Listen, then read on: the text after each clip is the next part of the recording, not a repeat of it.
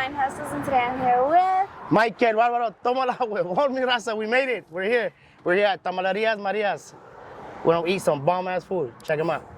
Make sure to tune in to listen to his story, okay? So, let's take it back, dated back to your baby days. Where did you grow up? Right here in the east side, right here in Boyle Heights. Mm-hmm. Boyle Heights. I was born and raised there. Who raised you? My mom and my dad. Yeah, they're from Mexico. They we actually stayed right there by when they came out here. They were staying right there by Rampart, by the West Lake area. Okay. You know where that's at? No, not at all, but okay. That's right there. Yeah, so that's a little bit by downtown.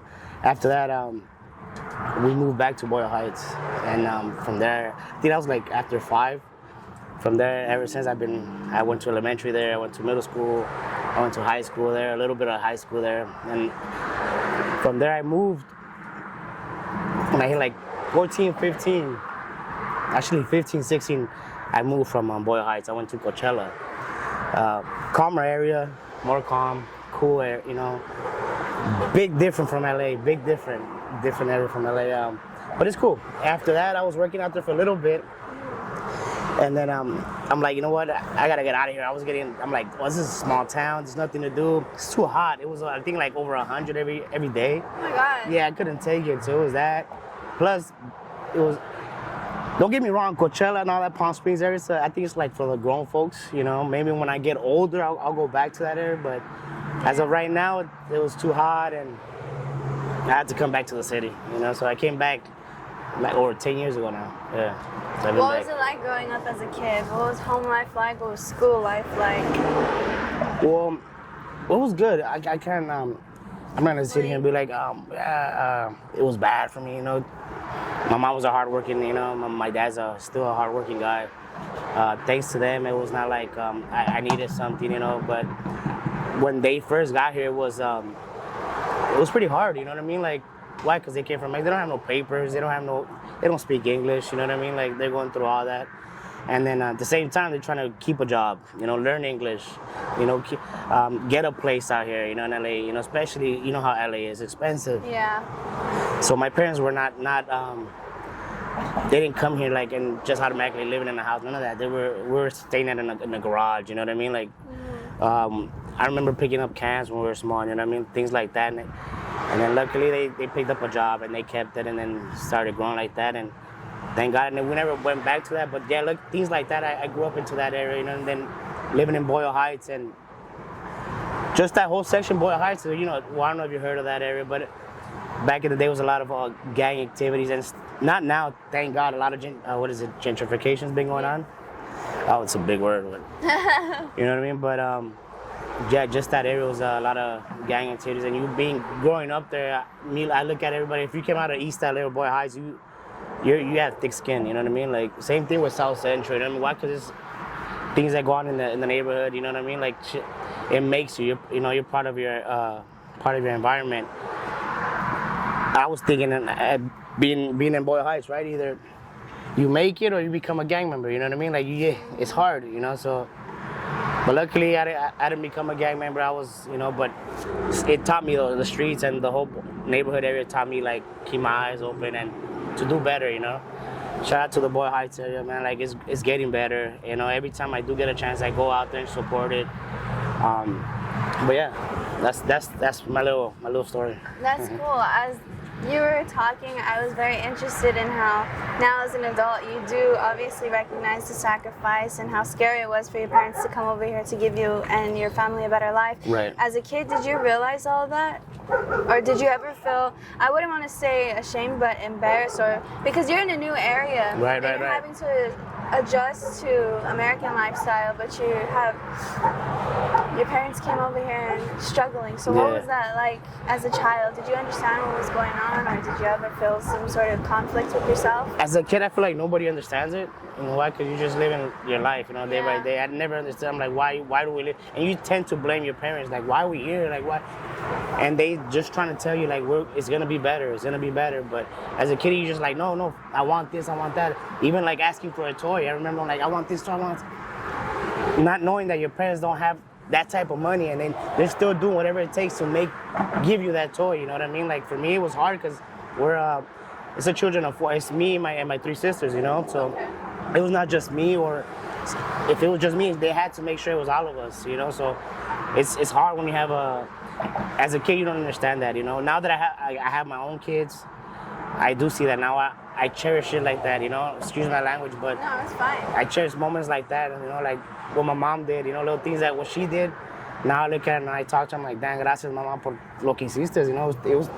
It mattered, you know, at that moment. But as a kid, no, definitely, I never looked at it like, oh, because I'm just living my day by day, you know. But now it's like I understand and that saying when that mom and your parents tell you that saying, when you have kids, you're gonna understand, and that's true. That is true. When you have kids, you understand, and yeah, that's how that is, you know. So sweet. And as a child, what was like your dream job? That's a good question too. And as a kid, I never had like, oh, I want to be this, I want to be that. Yeah, because you're always just trying to hustle to survive. Hustle to survive, yeah. And everybody wanted to be a cop, you know, a firefighter, you know. But I never had that in my head. I'm like, what am I? It was always like, what am I gonna be? What am I gonna be? And not even till like I think when I got to 18, 19, I was going through all that. I'm like, what do I want to be? What, you know? Mm-hmm. But luckily, I got into the construction field, and I'm in this field, and I like it, you know. So I didn't expect that, but I'm sticking with it, you know. So yeah, but yeah, sometimes I feel like just follow whatever you're gonna, you know, whatever comes with it. You know what I mean? Like, to me, it was unexpected, but now I'm sticking with it. Yeah. Sweet. And what made you want to start up comedy? Comedy started. I was already like class clown, bro. You know what I mean? Like, I asked you, what was it like in school? And he's like, you skipped the entire topic. Let's backtrack. You know, it's because I went to something else. Yeah, okay. So I was already like a class clown within. You know what I mean? Like, I go to school, mess around, and that's within, and that's what that came about. You know, because I remember going to school, making the class. That was my main thing. If I can make the class laugh, I'm the cool guy. You know what I'm saying? Like, if you could do that, forget being tough or fight. If you could make somebody laugh, you were the cool guy in my days, you know? And not just everybody wanted to be around you, you know? I'm like, okay, well, that guy can make, okay. So that was my thing. I'm like, cool. And it was within me. Like, I was always like that type of person and making the people laugh. But once you get older, you want to be a man, you know? You're like, okay, well, I got to, you know, okay. All that goes away. And I'm talking about my personal experience from like 17, 18, 19, 20. All that went away until I hit 22. When I hit 22, that's when my firstborn was coming in, you know, 22, 23. And I was going through a little depression. I'm like, why? Because the whole father thing came in, you know, I'm going to be a father. What am I going to be in life? When I was telling you, like, what career, you know, all that came about at one time, and it was just a rush. And I'm like, I need an outlet. And I'm like, you know what? I'm gonna start doing some comedy videos. And that's what that came about. Why? Because I felt comfortable with myself. You know, I'm like, okay, I gotta start doing comedy things and all that. At that age, I felt like, okay, this is it. Why? Because it was in me, you know. Some people try hard to be funny and they're not, you know, but I don't know. That's how that thing's, you know. I don't know. I don't want to say too much about that. No, you can. That's the whole point, is for you to just be raw, to break down what it was like, whether it's too hard to talk about it or not. Because even me, when I started doing comedies, because I was just too, like, extra. You know, extra. I wasn't even being myself.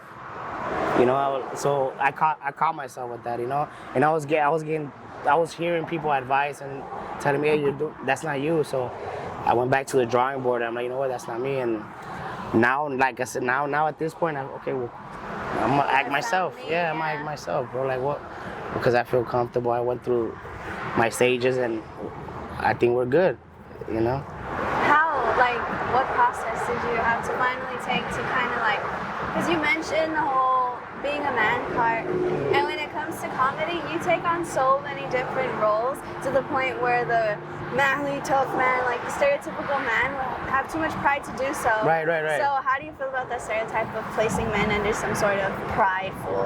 I think that's out the window. With this generation, in this era, you gotta let that go. You know what I mean? Exactly, but you've been doing comedy since back then. Yeah. Have you ever gotten anything for doing any type of skits? Like, what do you mean? Like any feedback, whether it be negative or like? Oh yeah. Luckily, it's been a lot of positive, but you're always gonna get the negative and one, two, three negative comments. But don't focus on that. You know what I'm saying? That should actually inspire you, and don't go back and forth with those comments or those people that are trying to trigger you. You know, just erase them and keep doing you. You know what I mean? Like, don't. Why? Because I remember when I used to read negative comments, it used to get to me, to my head. I'm like, why? But don't let one person or a couple people control your content and all that, what you're doing. You know what I mean? Like, nah, keep doing you. You know what I'm saying? As long as like I was telling your father that it might not. The success is not just around the corner. It might take a longer. Like a little bit longer, but it'll come. You know what I mean? It'll come as long as you keep being consistent. And what inspired you to want to continue this? My kids. My kids, and mostly me having fun with this outlet. Like I'm having fun with it. Once I feel like I'm not having fun, or I feel like it's a job, then I feel like I shouldn't be doing it. You know what I mean? I'm still having fun with it, and this is what I wanted. That's why when I do like podcast, this is what I want. I love doing things like this. You know what I mean? Like this is what I wanted, and thank God it's been going good. Slowly but surely. You know what I mean? Yeah. Are your kids little clowns too? Yeah, my youngest one. He's 3 years old. He's gonna be 4. Yeah, he's a little mini me. He has that confidence in him. I tell him, hey, let's record a video. He's like, yeah, let's do it. And then but the other one, he's more shy, but he still wants to. He's more on the YouTube thing, like on the gaming side. So, but I support him. Like, yeah, let's do it. So he just started his YouTube channel. So I'm gonna make sure I do create more content for him, and I'll put it on my page, and so people can follow him and all that. But yeah. Cute. How do you stay positive for your children? Staying positive. That's another one.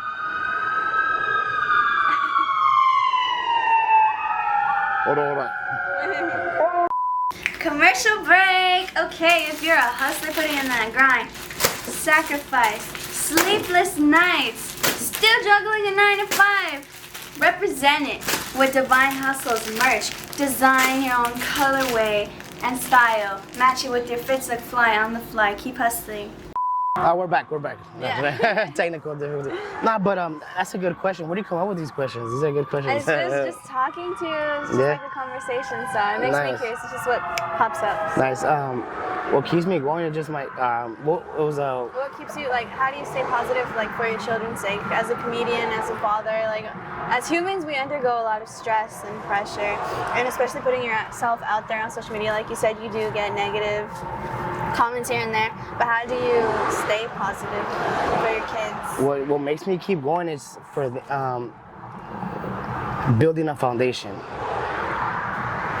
That's what motivates me more, keeps me going more, building a foundation for them so they cannot struggle the way I did or we did, so they can have it more, have a business for them going. Once they get older, they can look into something like, okay, well, my dad left me something, we have a business that they can continue with the legacy.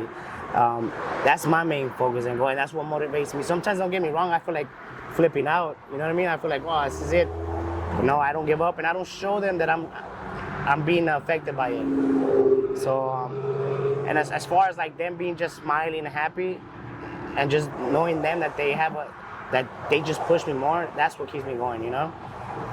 Comedy is your outlet. How would you like your children to perceive or express themselves? Because you have your little jokester too, but would you prefer them to communicate better? Because comedy is cool, but would you say that to express yourself you have to communicate, or is it kind of just like throw it behind a joke and laugh it off? Because don't you feel you have to cry at some point, or just feel everything? Yeah, of course you have to, but I just feel like you just gotta be more positive than that, what I mean? Like, you gotta look into more, and when I tell my kids, just be yourselves, just be yourselves at all times, just be you, and you're gonna have those days, like you said, you wanna break down, and you should break down on your own, and if you do feel confident, and like, you do have someone that you wanna break down to, go ahead, do that. Your body needs that, you just can't take all that energy and just keep it within. No, it has to burst out, you know what I mean? Like, so if you do have somebody that supports you like that, yeah, let it out, of course. Yeah. Okay, let's lighten the mood a little bit more. You got me all depressed. You got me. I want to cry. I know. I see it in your eyes. It's like, okay, hold up. We gotta hold back for this guy. Okay. What are you currently interested in?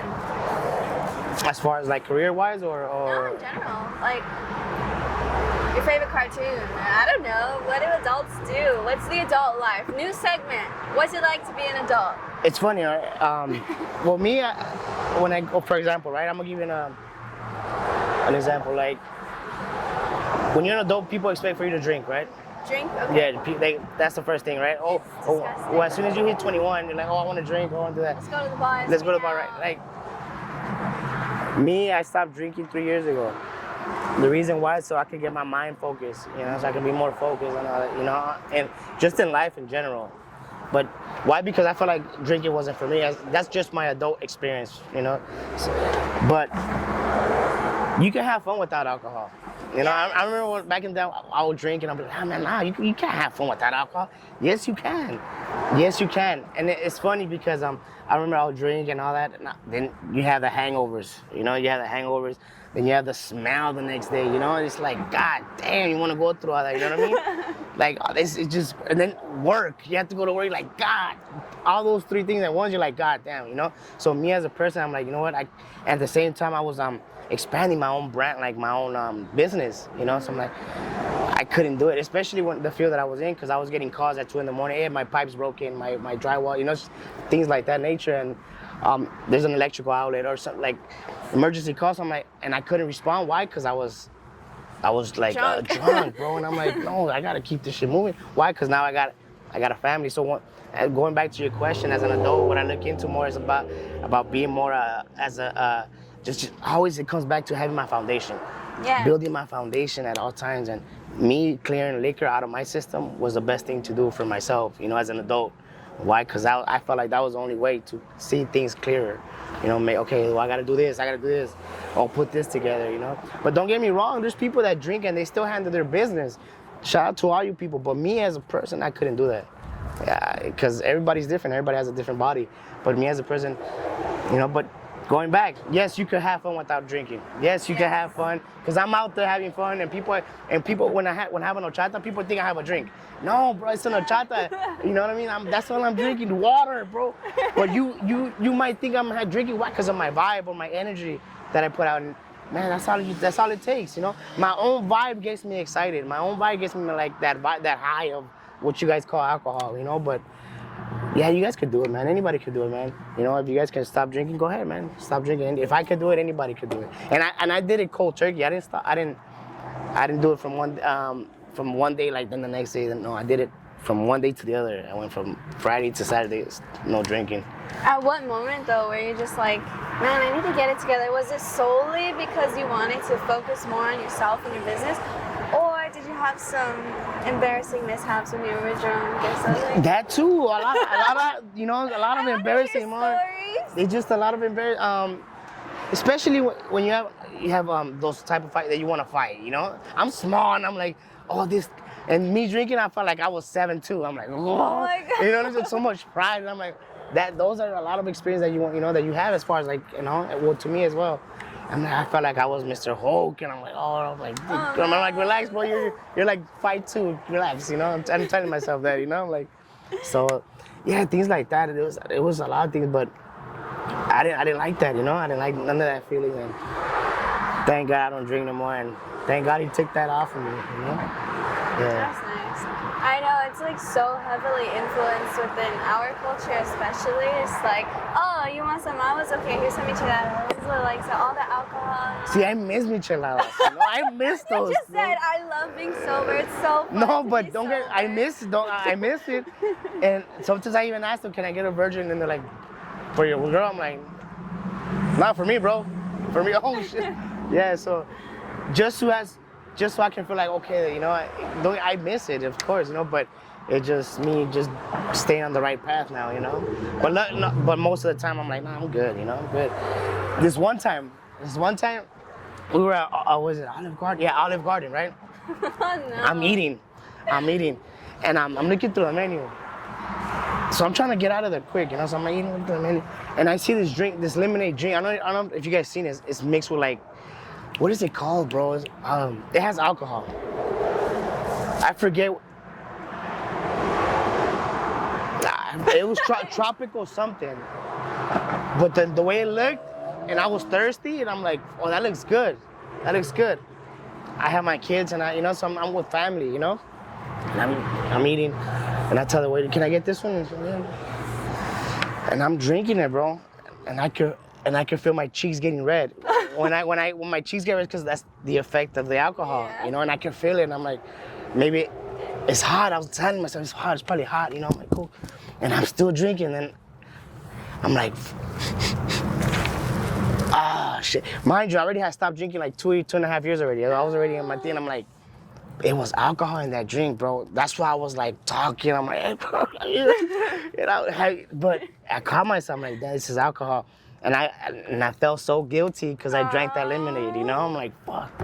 But no, that was a crazy experience, and that was one of the last times I drank. But it was an accident. It was not because I wanted. It was a choice. But yeah, so I ordered another one just because I'm like, you know what? Oh shit. I ordered another one because I committed the sin, you know, not just that. Oh, okay. Like, might as well. No, so yeah. No, but yeah, that was a funny experience that I had right there. It was hilarious.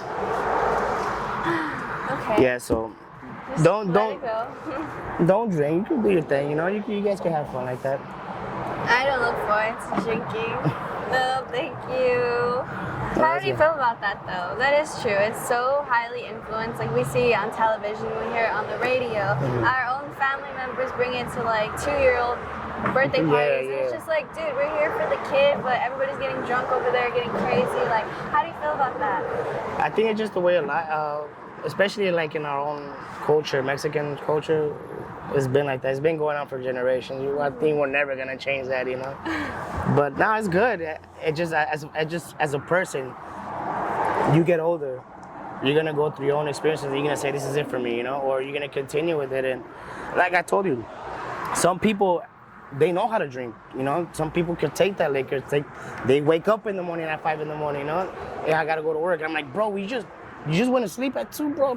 I'm ready to go, bro. Let's go. I'm like, damn, all right, cool. Why? Because they know how to handle it. Me as a person, I couldn't handle that. So that's why I chose not to do it, you know. But hey, to each his own. If you can handle that and you can do your own business, then by all means, do your thing, you know what I mean? But me, I have fun out there, you know, without just having a beer. You know, I'm with me, you know, I have fun. That's a good outlook. Good adult conversation. Because if I were to ask somebody else, they would probably either be offended by that or possibly say the same thing as you, or say, I need a drink. So I don't know how to come about with that. No, and now you're good. I feel like now we should all feel comfortable to discuss anything, you know what I mean? Like whatever topic it is, and if you're in the entertainment world and you get offended, you shouldn't even be here. You know what I mean? True. That's how I see it. But no, continue. But I don't condone. I'm not out there vouching people like, hey, go ahead, stop drinking. No, I'm just saying that for me, you know. But you guys do your thing, man. You know what I mean? All right, sweet. We wrapped it up. We basically talked about alcohol half the time. Yeah, no, fun. That's crazy, but it's okay. There's nothing wrong with that because it's like a little lesson, I guess. You could take something from it, you know? I think like I said, every podcast is a different experience, right? Like, right. To me, it's a different experience. Yeah, so we're going to get the last 2 messages. The first message is going to go out to hustlers following their dreams. You're like, what? Okay, so we're going to get messages to hustlers following their dreams. Yeah, what I think that you just do you know. First and foremost, be comfortable with yourself and be original, you know what I mean? And always focus on your craft. Never focus on the outside of the entertainment. Just do you, focus on yourself, tunnel vision, and also never be afraid of asking people for a handout. As far as when I say handout, don't be afraid to asking for help. Why? Because you're gonna get 10 people that are gonna tell you no. You know, but that doesn't mean one of them is not gonna say yes, because it could take that person, you know, to open up the doors, and that's all it takes for you to have that pride of you and confidence in yourself, and especially if you do have something that you see that is working, invest in yourself too. Yeah. All right, that's what my message to you guys, upcoming hustlers, you know. don't be too prideful. You know, because we are only stronger as a community than individually. Like, imagine if I tried to do Divine Hustles by myself, I wouldn't have our videographer over there. Yeah, you wouldn't be sitting here because I wouldn't have met you, you know? Right, it's the crazy little things that trickle about. You do need a team, you know? Exactly. You do need a team. And I see you guys rocking. You guys are killing every event that I see you guys on, you know what I mean? Shout out to you guys. Thank you. Big shout out to you guys especially, man. I remember you guys showed up to the Samurai Hibachi one, remember? Oh, that was a while ago. Yeah, it was a while ago. And you guys showed up, pulled up, and supported. That's all it takes, people, nowadays. A little bit of your time to support somebody, that goes a long way. Yeah. You know what I mean? Look at us now. We're still here. You know what I mean? Actions speak a lot louder than words do. 100%. And a shout out to Divine Hustles. And we're here at Tamaleria Maria. Yeah, he got it right. I got it right this time. So make sure you guys check them out right here. Pull up and tell them that Divine Hustle sent you guys, all right? All right. This is your compa Mike Barbaro. Tómala on. Stay tuned.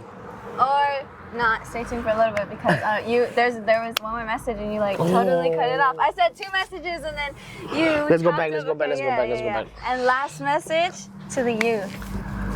To the youth, man, just follow your dreams. You know what I mean? Don't stop. You know, just keep on going, and because at the end of the day, you're only in control of your own destiny. So follow your dreams and push with it. You know what I mean? And stay positive and stay in school.